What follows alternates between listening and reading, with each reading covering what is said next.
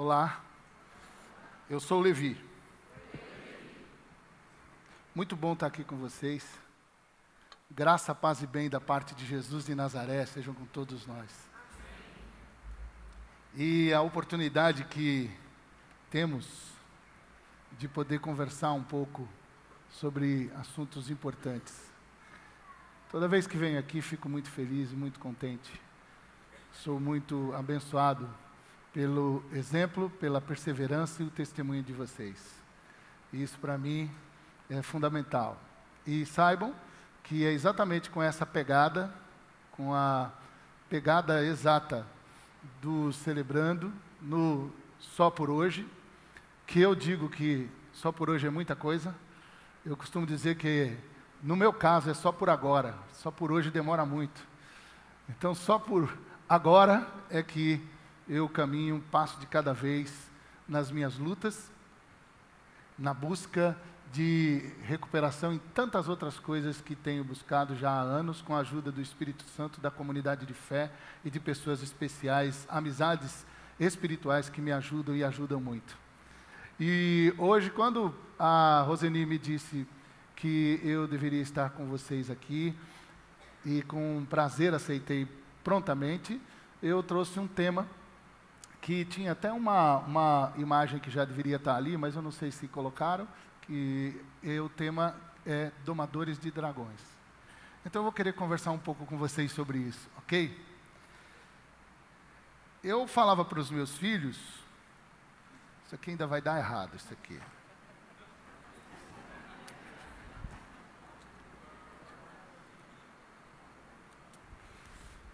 Que vai dar errado, e dar errado é tecla SAP aquilo lá.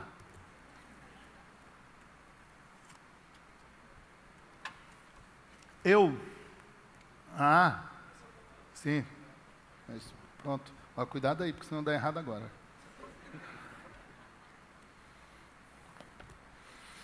Meus filhos, quando eram pequenininhos, o Vinícius e a Sabrina, a gente foi assistir aquele filme do Shrek, que ele tem um burrinho lá, um jumentinho lá, um jeguezinho lá, né? Já assistiram esse filme? Se não assistiu, você está perdendo.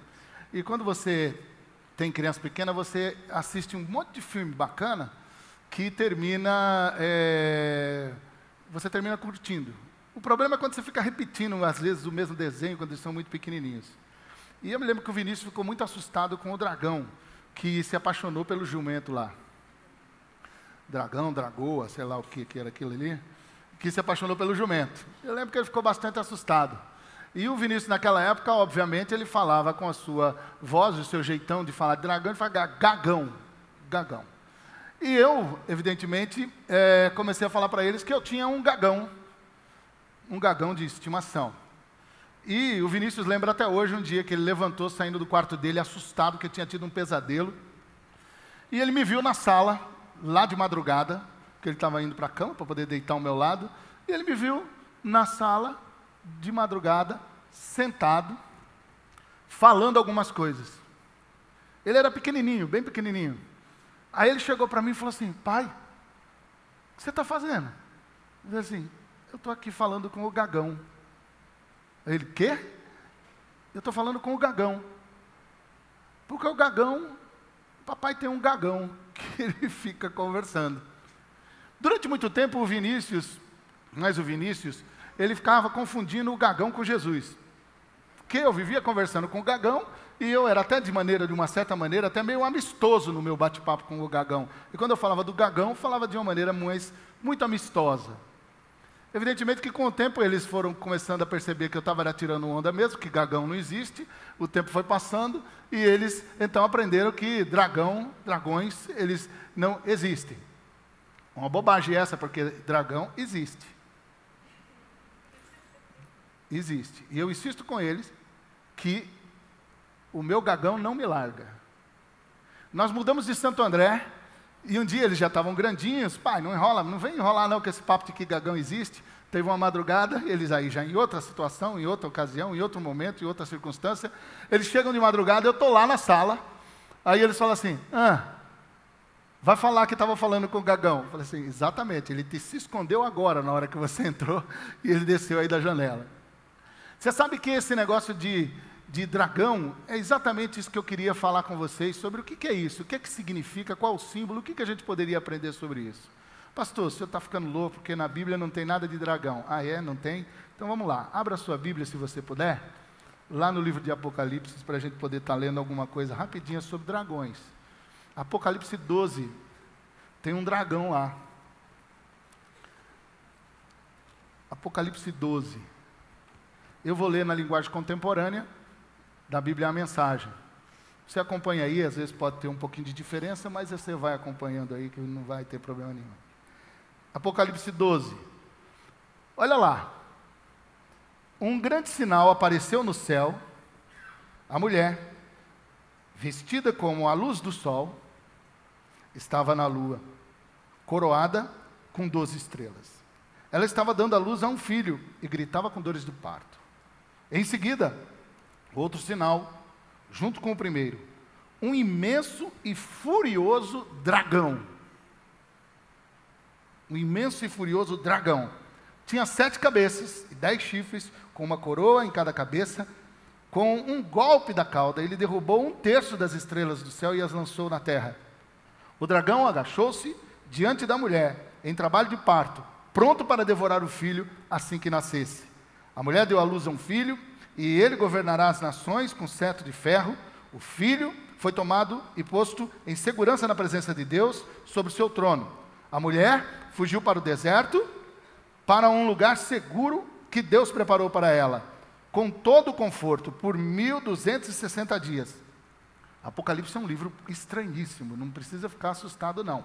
Porque mesmo que você tente entender Apocalipse de maneira literal, aí é que você vai endoidar. Existem algumas bestas em Apocalipse. A besta que subiu da terra, a besta que subiu do mar, e tem mais uma besta que eu acho que tem. É aquela que tenta interpretar Apocalipse de maneira literal. Essa é a terceira besta. E elas são muito grandes, estão por todos os lados.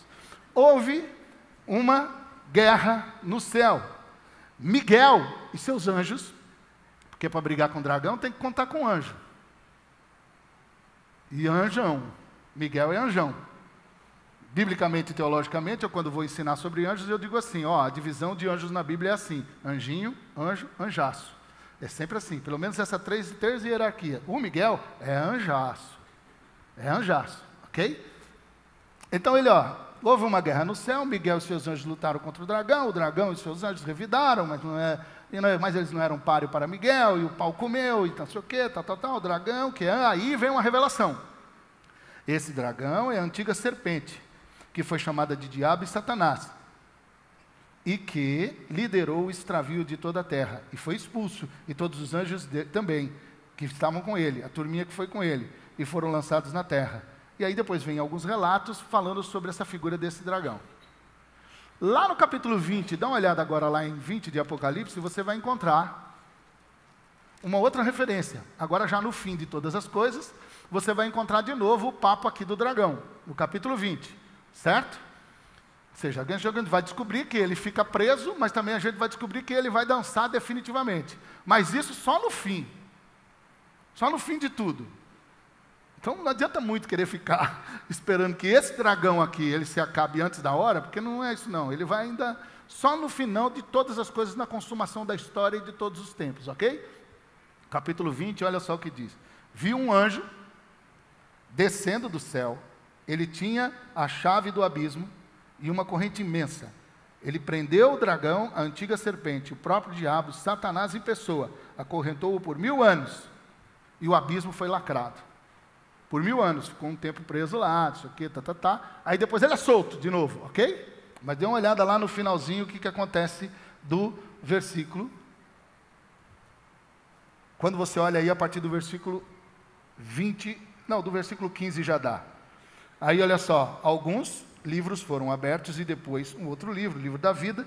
Os mortos foram julgados, como está escrito no livro, com base na vida que tiveram. O mar entregou seus mortos, a morte e o inferno entregaram seus mortos. Cada um, homem ou mulher, foi julgado segundo viveu. A morte e o inferno foram lançados no lago de fogo, essa é a segunda morte. O lago de fogo e todos os que tinham o nome registrado no livro da vida foram lançados também, não tinham, foram lançados no lago de fogo.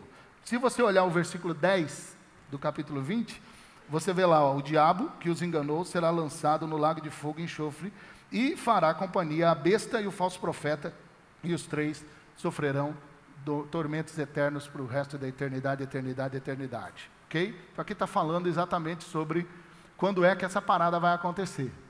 Ok? Com esse dragão que a Bíblia chama de dragão, que é a antiga serpente, que está falando do próprio diabo. Tem um outro texto que eu acho que lerei somente no final, que está lá em Jó 41. E em Jó 41 aparece um monstro, que eu também acho que é dragão, que é o Leviatã. Inclusive, começa muito bem o nome desse monstro.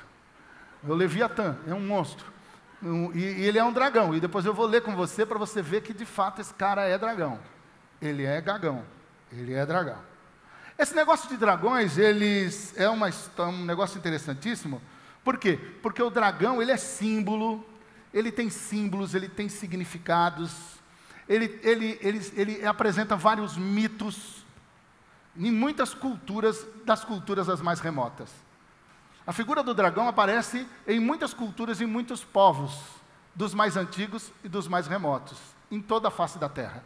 Se você for pesquisar, você vai encontrar figuras que são verdadeiros dragões ou referências a dragões, como mitos, lendas, símbolos, que você pode encontrar em muitas das civilizações. Das mais remotas civilizações que mantêm como símbolo importante do dragão, os chineses, a China, que você às vezes tenta fazer aquela tatuagem maravilhosa, bonita, com aquele dragão bacana, grande, enorme, no peito, ao lado da cruz. Um dragão muito bonito, assim, tão bonito que é bonito de ver e de doer, de tão bonito, né? Dragão e tal. Então, o dragão tem essa característica que são símbolos, que são significados, que representam mitologias.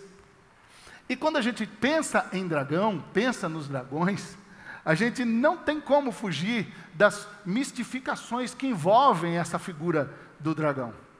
E também não tem como fugir, muitas vezes, das psicologizações e das abordagens terapêuticas que também tratam dessa questão do que é o dragão. O que é o meu dragão? O que significa o dragão? O que seria o dragão? E essas histórias e lendas e mitos, muitas vezes, são usadas também dentro do quê? Dentro de psicodrama, e aí seria também como não poderíamos fugir das psicodramatizações da figura e do conceito, da ideia e daquilo que representa o dragão. Mas uma coisa que quando você pensa em várias e várias histórias e lendas dos dragões, eles são guardadores de tesouros. Toda história boa de dragão tem que ter dragão, tesouro, princesa e um cara que vai lá e mata o dragão e fica com a princesa. Certo? Toda história boa. Mas esse negócio de ficar com a princesa e o cara que vai lá e mata a princesa, a gente deixa para poder falar numa outra reflexão, sobre princesas e cavalheiros que matam o dragão, certo? Evidentemente, quando avisar, ficará bastante concorrido e nós vamos aproveitar bastante isso daí. Agora, pensa na figura do dragão, não tem dragão sem tesouro.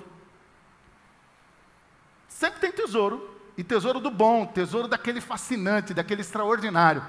Tem dragão? Tem tesouro. Tem tesouro do bom? Tem dragão. Não tem como não ter um sem ter o outro. Só que existe uma cilada nessa pegada de dragão e de tesouro.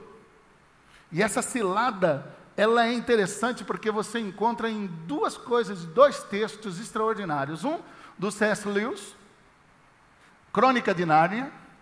Quem já leu Crônica de Nárnia ou assistiu o filme, lembra lá A Viagem do Peregrino da Alvorada? Quando eles estão na Ilha do Dragão, lembram disso?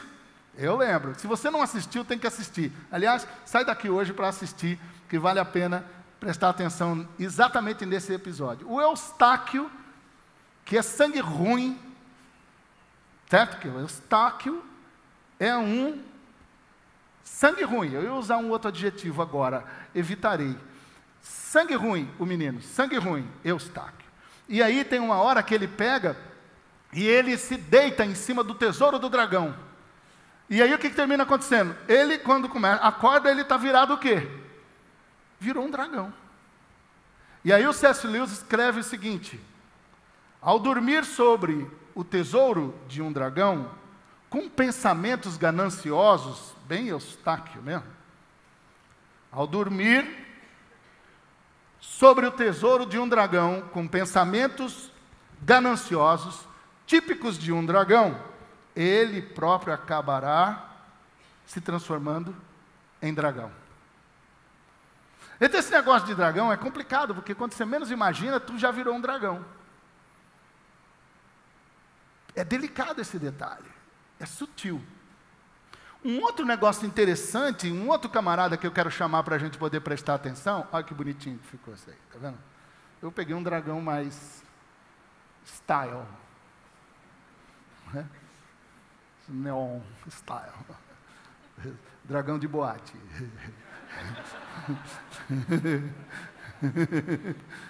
Pensa que eu não sei, você que é assíduo frequentador, tá, já pronto, é isso aí.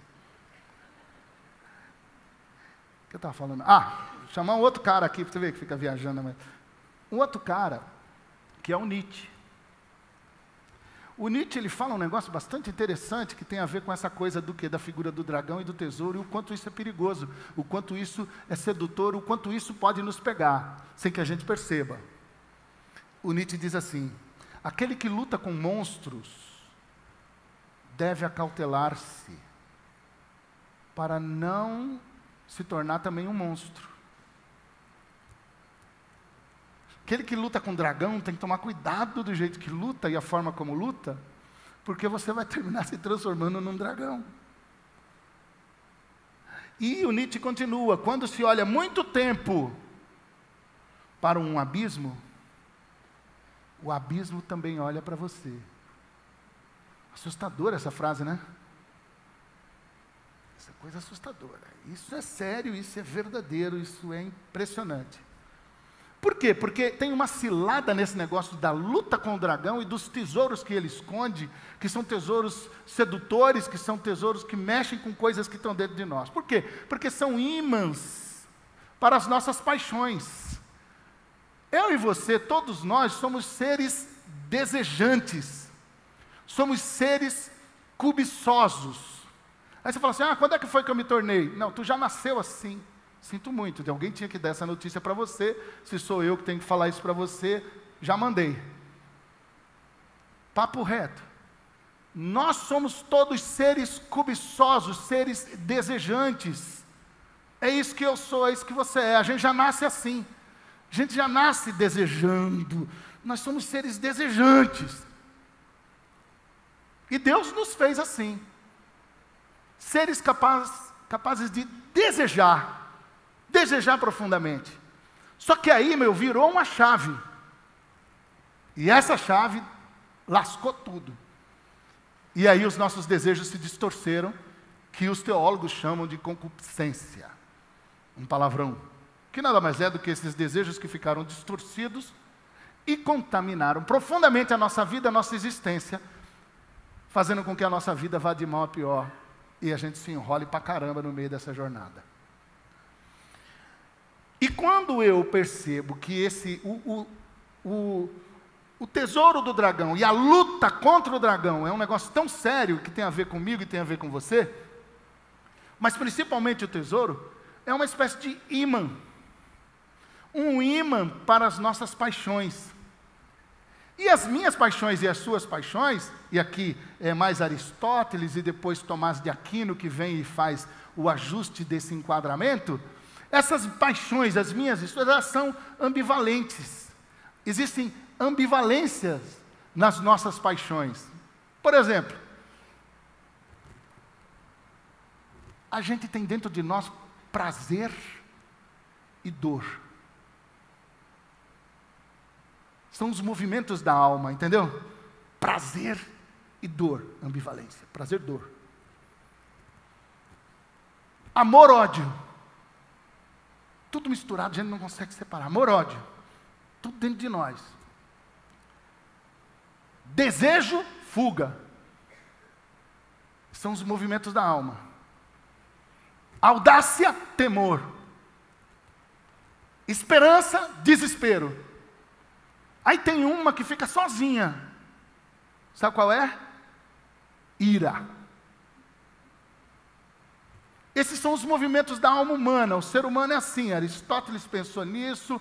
O próprio Tomás de Aquino também trabalhou com isso muito bem. E olha, eu acho que eles estão certos num monte de coisa. E explicam um monte de coisa. Porque essas paixões e esses movimentos da minha alma, da sua alma, da alma do ser humano, esse negócio tudo misturado, esse negócio tudo embolado, é um negócio absurdo. Mas é verdadeiro porque está tudo dentro de mim e de você. Eu sou isso, você é isso.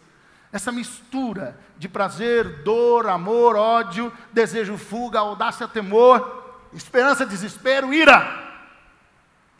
Que na hora que a gente dá aquele gatilho final, sai da frente. Como você não pode sair da sua frente, você se destrói.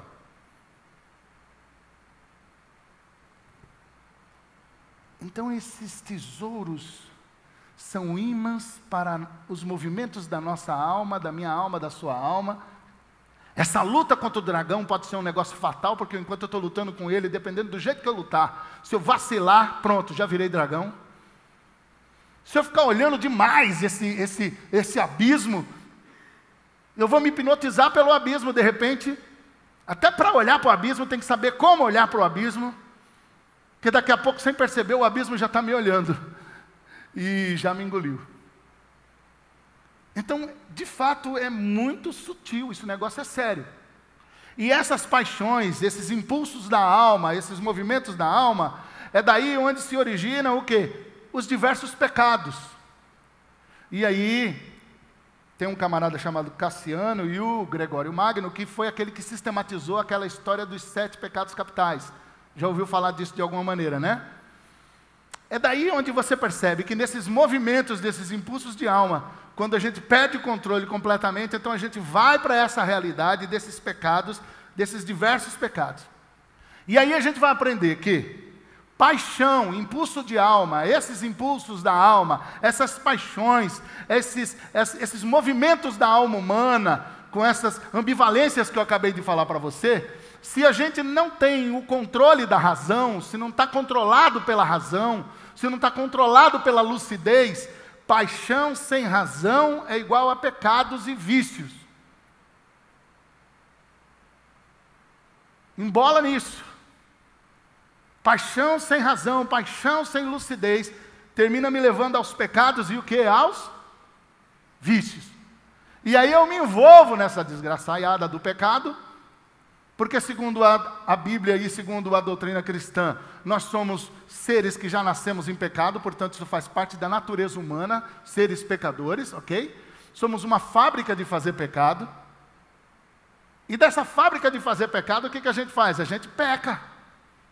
Peca fazendo coisa que não deveria fazer, peca não fazendo coisa que deveria fazer.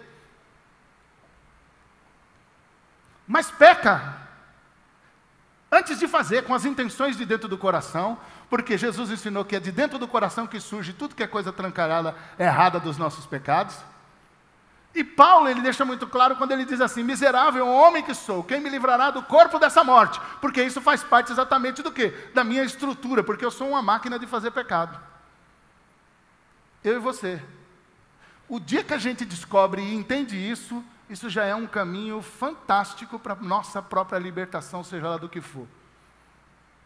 Ser humano é assim. Nós somos assim. É assim que somos.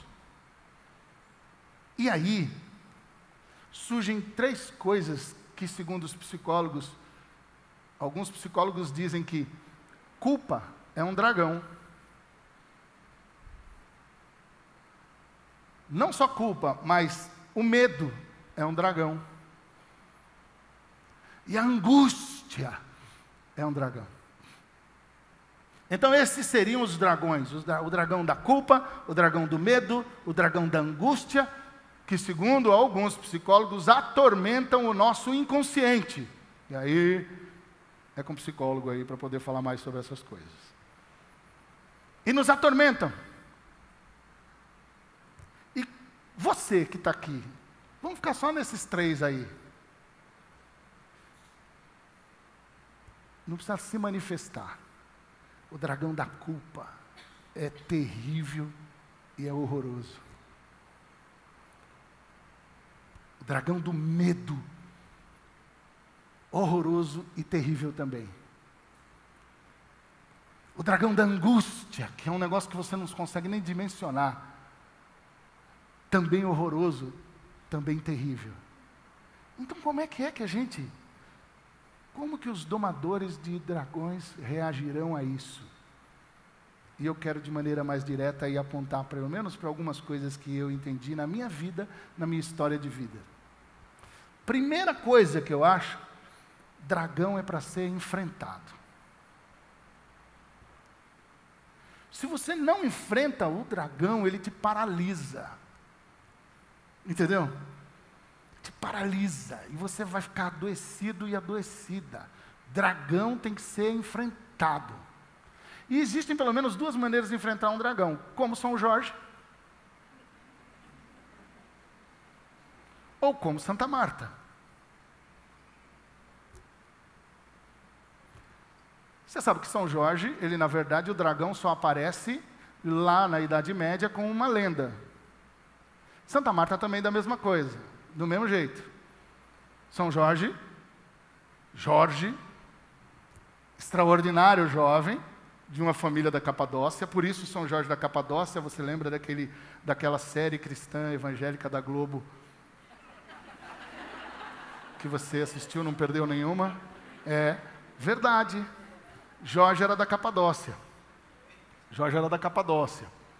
A mãe dele, de forma muito especial, era uma mulher que também se converteu. A história de Jorge, né, de São Jorge. Quando você vai no Oriente, e vai nas igrejas ortodoxas do Oriente, você vai lá e o cara fala assim, esse é São Jorge. Aí eu estava lá um dia, eu falei assim, esse é São Jorge. A mulher fala assim, não é não. Não, é sim.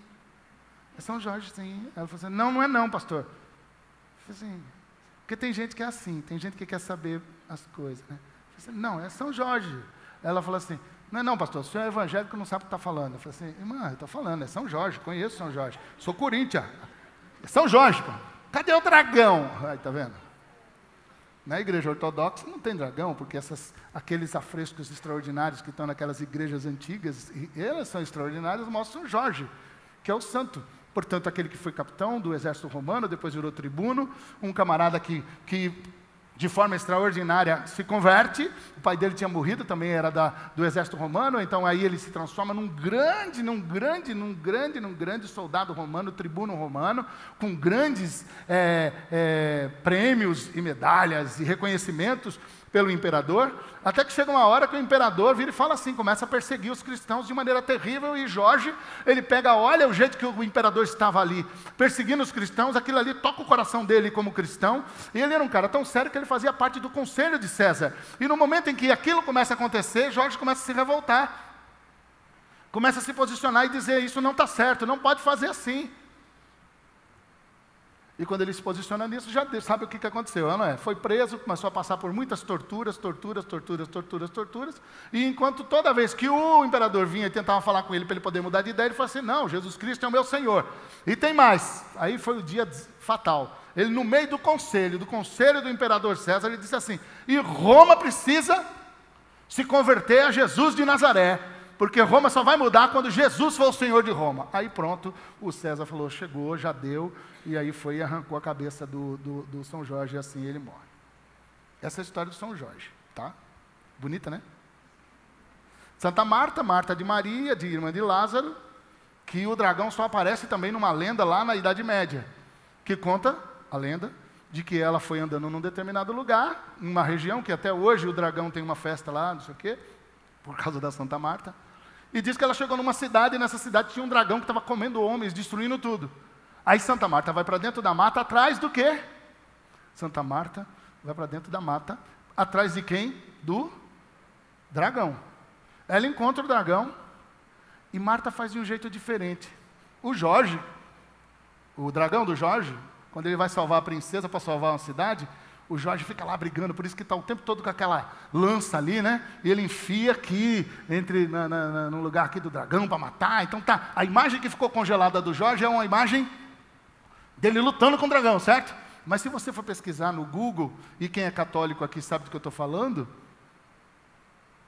Santa Marta aparece com o dragão, com um lacinho que ela tinha aqui, na cintura, no pescocinho do dragão, trazendo ele para a cidade. E o dragãozinho balançando a caldinha com a Santa Marta. Que a Santa Marta então dá a ideia dessa figura que duas maneiras de enfrentar o dragão. Ficar ali lutando que nem o São Jorge, tem que se enfrentar o dragão. Agora a pergunta é, como é que você vai enfrentar o dragão? O perigo da gente começar a enfrentar um monstro e se transformar num monstro, quem corre mais risco? São Jorge ou Santa Marta? O Jorjão. Mas na história do Jorge ele mata o bicho. Na da Marta, ela chega com o dragão e depois os caras matam, mas ela traz o dragão numa coisinha que tem a ver com um paninho dela, prender aqui o aventalzinho, que Santa Marta ela é a santa padroeira do lar. Aventalzinho, lavar louça, não sei o quê. Aquele negocinho que ela prende o dragão, e o dragãozinho vem ali, todo bonitinho, com a Santa Marta, que domou o dragão. Como é que eu e você vamos aprender a enfrentar os nossos dragões? Como vamos enfrentar a culpa? Como vamos enfrentar o medo? De que jeito enfrentaríamos a angústia? Essas coisas horrorosas. Existe um jeitão São Jorge, existe um jeitão de Santa Marta. A minha dica é que a gente vá de alguma forma na base do jeitão da Santa Marta. A segunda coisa, primeiro então, enfrente os dragões. De preferência escolha um jeito, ok? A segunda coisa, sabe qual é? Nunca enfrente sozinho. Nunca enfrente sozinho. Não dá para enfrentar dragão sem Deus. Não dá para enfrentar dragão sem Jesus de Nazaré. Eu não sei outro jeito. Eu escolhi esse jeito. Tem gente que tenta de outras maneiras. Às vezes até consegue em alguns elementos. Mas eu estou lhe dando aqui, hashtag, fica a dica. Não enfrente dragão sozinho. Muitas vezes você se afasta desse convívio porque você quis achar que poderia enfrentar sozinho. Não se enfrenta dragão sozinho, sozinha. Sempre com Deus e com Jesus, que é aquele que é capaz de poder prender dragão, e é o que vai fazer com um grande dragão chamado Satanás no final de todos os tempos, ok? Lembre-se que na história que eu li, tem um anjo lá, com outros anjos que estão lutando contra o dragão, e os seus anjos também, não tem? Então, por favor, preste atenção, não enfrente dragão sozinho. Quem é seu anjo? Quem é sua anja? Ah, mas o meu anjo, o meu padrinho, não é um anjo. Nem a voa. Quem é seu anjo? Quem é sua anja? Está entendendo o que eu quero dizer? Enfrente o dragão, mas não caia na besteira de querer enfrentar sozinho, sozinha. Isso vai dar errado. Não vai rolar, não vai dar certo. Então, primeira coisa, enfrente o bicho. Enfrente a culpa. Enfrente o medo. Enfrente a angústia. Mas não enfrente sozinha. Não enfrente sozinho.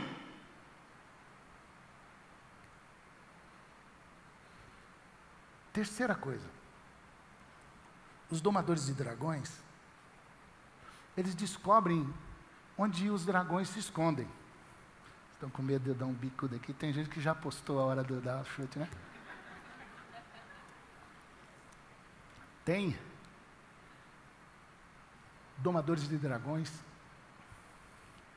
vão procurar onde esses dragões se escondem.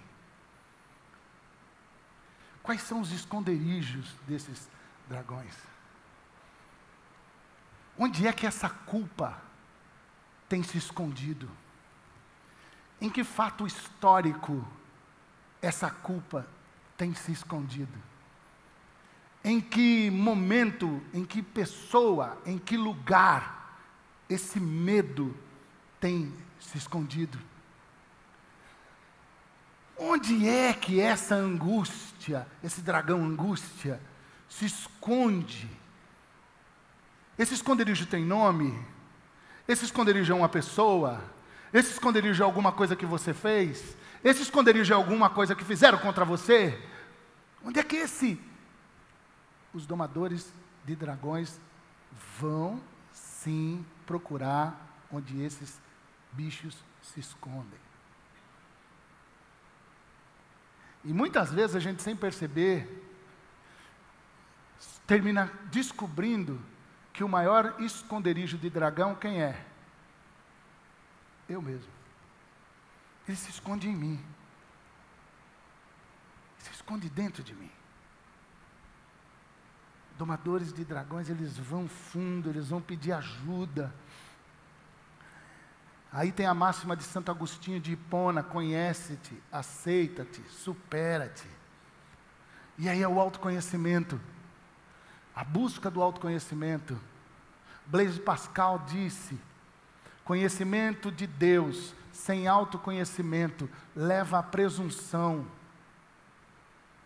Mas autoconhecimento sem conhecimento de Deus leva ao desespero. Blaise Pascal, vou repetir de novo.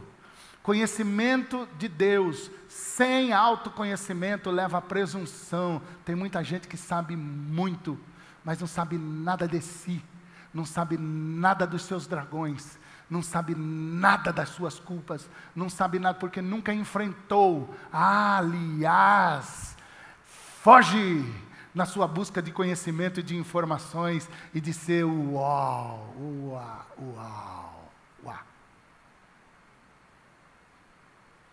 Conhecimento de Deus sem autoconhecimento leva à presunção. Autoconhecimento sem conhecimento de Deus leva ao desespero. Por isso que a gente tem que encarar esse dragão com a ajuda de Deus junto com a gente, senão a gente fica doido, desesperado, não consegue ir adiante. Não consegue. Por isso que quando você está olhando essa coisa de descobrir, onde é que eu vou descobrir esses esconderijos? Eu vou começar a entender que vou descobrir se eu perceber que eu vou aproveitar os momentos mais agudos e terríveis da minha vida, para que eu aproveite para poder dar um salto na base do conhece-te, do aceita-te, reconcilia-te com a tua história pessoal. Tua história tem sim momentos difíceis e momentos fáceis, momentos mais tristes, momentos mais alegres. Quando você começa a se reconciliar, você começa a aceita-te, você começa a aceitar que a sua história é essa história aí, você começa a descobrir que esconderijo é esse, onde é que esse dragão está se escondendo. E para com essa ansiedade de querer se superar. Por quê? Porque agora você está ocupada demais e ocupado demais no conhece-te, no aceita-te. Percebe? Você esquece desse negócio de superar. Aí de repente você vai se surpreender, porque as pessoas vão falar: alguma coisa está mudando nesse cara. Alguma coisa está mudando nessa mulher. Porque você perseverou nessa coisa de conhece-te, aceita-te, entendeu? Que tem a ver com essa busca dos esconderijos desses dragões. Onde é que estão? Como estão? Quem são? Onde eles estão?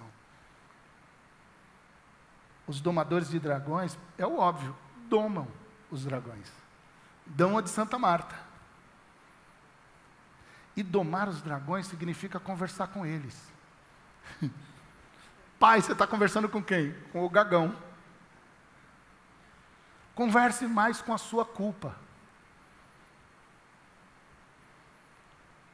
É a loucura que eu estou falando. Faz um café para a sua culpa. Toma café com sua culpa. Senta aí, culpa. E aí, culpa? Fale-me sobre você. Converse sobre a sua culpa. Você já pensou tu preparar um lanchinho para o seu medo? Pode entrar, medo, a casa é sua.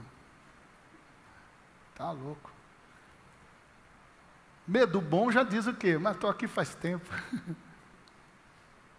Não, mas senta aí, quero tomar um chá com você. Entendeu isso? Converse com sua culpa. E a angústia? Difícil conversar com angústia, né? Deve ser horroroso para você. Porque eu já aprendi a conversar com minhas culpas. Eu já aprendi a conversar com meus medos. E ultimamente, O papo tá bacana com a angústia.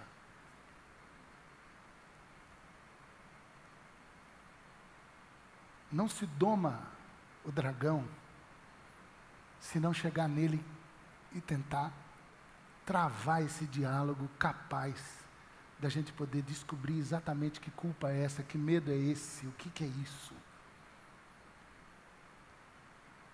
E de repente pedir que o Espírito Santo de Deus te ajude, que você saia de lá com esse dragão envolvido num fio dental.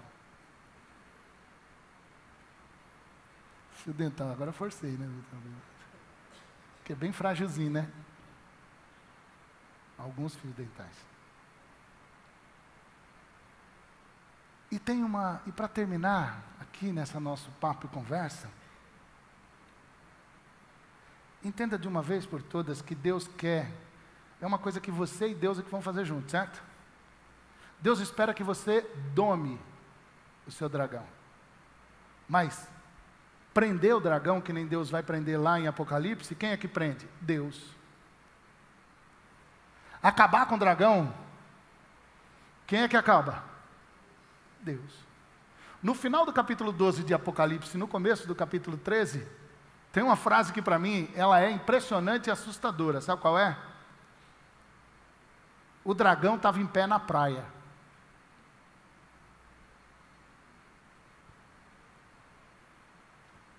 Quer que o dragão saia da sua vida?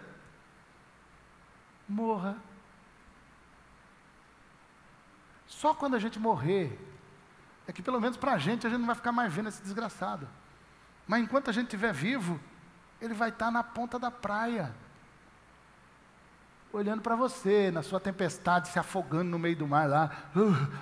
Aí você olha para a praia assim, você não vai encarar ir para a praia. Por quê? Porque quem está lá? O dragão.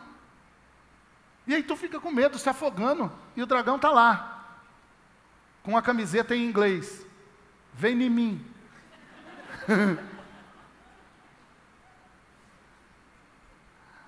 E aí você fica nessa, afogando nas tempestades. Então, por favor, siga primeiro. Praia vai continuar praia, e o infeliz do dragão vai continuar na praia. Então é melhor já chegar na praia e encarar esse raio desse dragão. Entendeu? Com a ajuda de Deus e com a ajuda do Espírito Santo. Pastor, esse dragão continua. Eu falei assim, oxe, mas não acabei de falar que dragão é um negócio que continua? Porque o que vai mudar não é o dragão, é o domador. O que vai mudar não é o dragão, é a domadora. Entendeu? É o domador e a domadora, que com a ajuda do Espírito Santo de Deus, com a ajuda de Deus Pai de nosso Senhor e Salvador Jesus Cristo, com a ajuda de Jesus Cristo, que venceu o grande dragão, a antiga serpente, é que vai ajudar aqui eu e você. Todo dia o dragão está lá, mas só por hoje, só por agora. Jesus vai me ensinar a domar esse dragão, para a glória dele, e eu vou viver. E a vida vai seguir. E vai ser possível seguir. Porque eu vou continuar andando. E se esse bicho quiser vir atrás de mim, ele que venha. Na minha coleirinha. Porque eu vou domar essa porcaria. E vou continuar vivendo. Só por hoje. Só por agora. Deus abençoe vocês.